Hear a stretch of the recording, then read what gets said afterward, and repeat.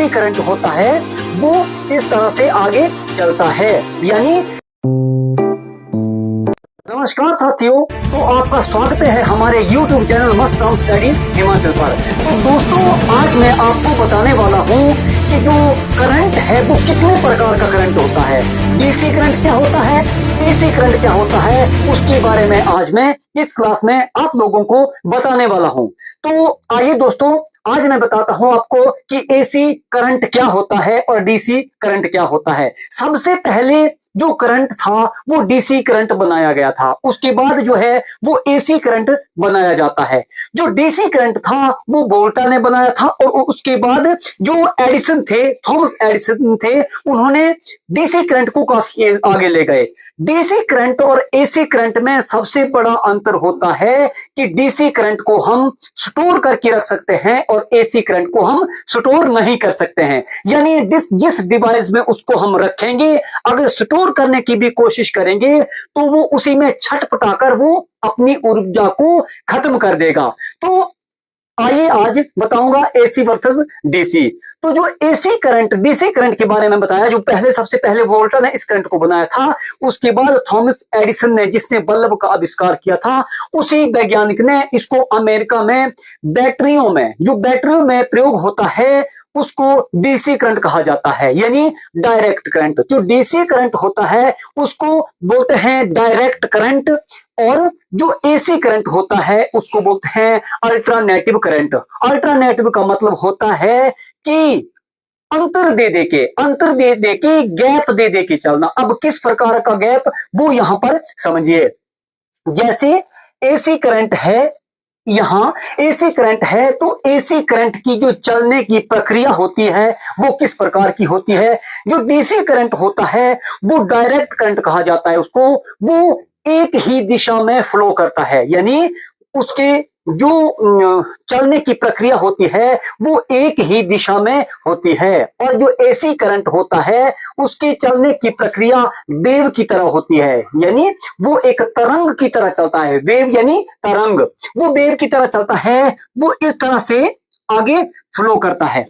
जो alternative current होता है, एसी करंट होता है, वो इस तरह से आगे चलता है, यानी एक सेकंड में, अब गौर से समझिए, एक सेकंड में एसी करंट जो है वो 50 बार ऊपर जाता है, 50 बार ऊपर जाता है और 50 बार वो डाउन आ जाता है और 50 बार वो बंद हो जाता है। यानी जब वो चलेगा, जब चलने की गति होगी तो वो दौड़ेगा एक सेकंड में 50 बार चलेगा, अप डाउन अप। तो उस तरह से जो अल्टरनेटिव करंट होता है उसकी चलने की प्रक्रिया होती है।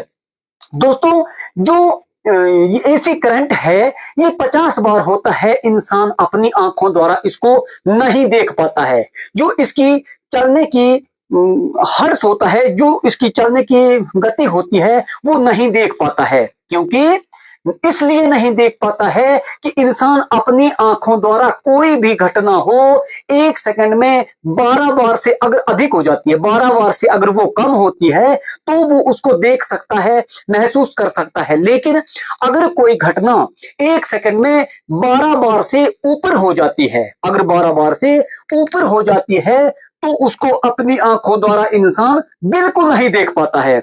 और ये जो एसी करंट है ये एक सेकंड में 50 बार ऊपर नीचे होता है। कितने बार? ये 50 बार ऊपर नीचे होता है। इसलिए इसके जो चलने की गति है, जो फ्लो करने का, वो इंसान जो है अपनी आंखों द्वारा उसको नहीं देख पाता है। जैसे हवाई जहाज का पंखा घूमता है तो वो इतनी स्पीड से घूमता है कि हमें लगता है कि वो रुका हुआ है, लेकिन उसकी जो चलने की फ्रीक्वेंसी होगी वो कितनी होगी? 10, 12, 15 इतनी तक होगी। लेकिन जो वेव है, जो एसी करंट है, जब ये फ्लो करता है तो ये 50 बार ऊपर नीचे होता है। ये ऊपर नीचे होता है तो इसको हम देख नहीं पाते हैं। बल्ब जो जलता है तो इसमें जो बल्ब में होता है ये एसी करंट होता है।